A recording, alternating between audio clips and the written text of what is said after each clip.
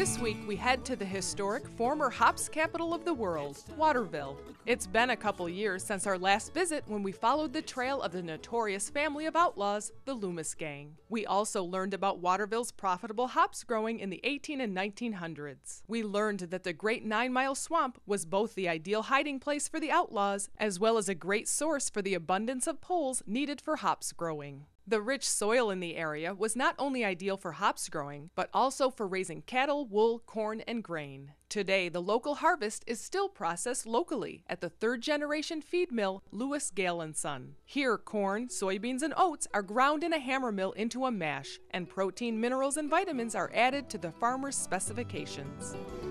Well, my mother and father started the business in '51. Now that's 58 years ago. We bought this facility. It was a canning factory. We changed it into a feed mill. We make feed for dairy cows as our primary business, but we also make feed for chickens and horses and pigs. We've also got into some side things, like we're in the grain business. We dry corn and store corn, process it into feed for farmers.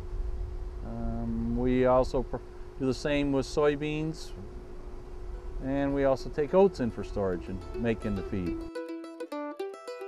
We are right smack in the middle of the corn harvest right now, and I was asking Ed about how many tons of corn they dry here a year. Last year it was 7,000 tons. That may not sound like a lot, but that translates into 14 million pounds of corn. Here they make the feed tasty and nutritious by adding things like molasses, salt, and vitamins.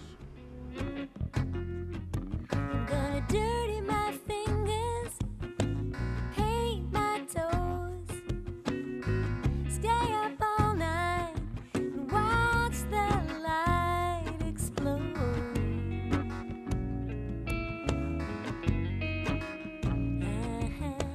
Just outside the village, overlooking the valley on Route 12, is a family farm that knows their potatoes. Proputnowitz Potato Farm grows all kinds of vegetables, like cabbage, squash, and Brussels sprouts.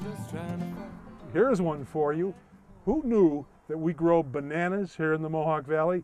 Well, we do.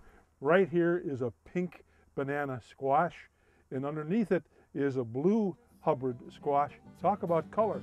There are potatoes here that are called blue potatoes. I thought, well, maybe just a little bit blue.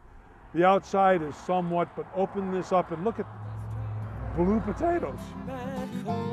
Oh, my grandfather started here in 1948, and my dad came back in 1981, and I've been here ever since.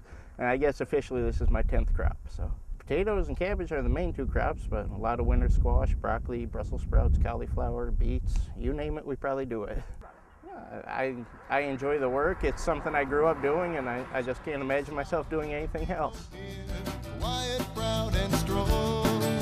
Hearts that reach out so long, so far to help each other along. Well, we all share something special here in this valley that's our home. Just as sure as the Mohawk rolls along, I'll never be alone, making this valley my home. So proud to call it my home. It's not what you take to give, it's here I want to live. Oh, I'm making this valley.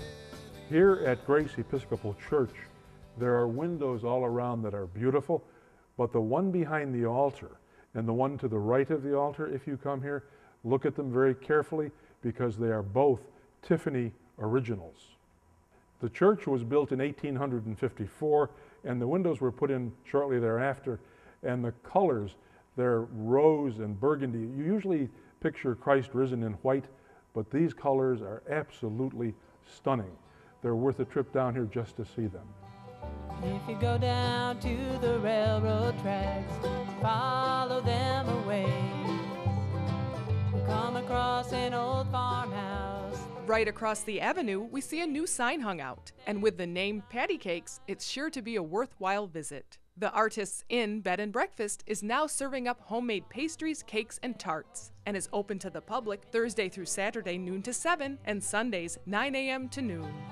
It stands among the maples that were planted once with pride. It looks out on the road. We younger lawyers look up to the older lawyers in the community. Here in Waterville, there's the law firm of Woodman and Getman. Dick Woodman is 96 years old, has been practicing law for 71 years, a gentleman from beginning to end. If you come down to his office, there's a vault in there that was built in 1869. That's probably why he's lived so long, because you have to be pretty darn strong to open the doors to this vault.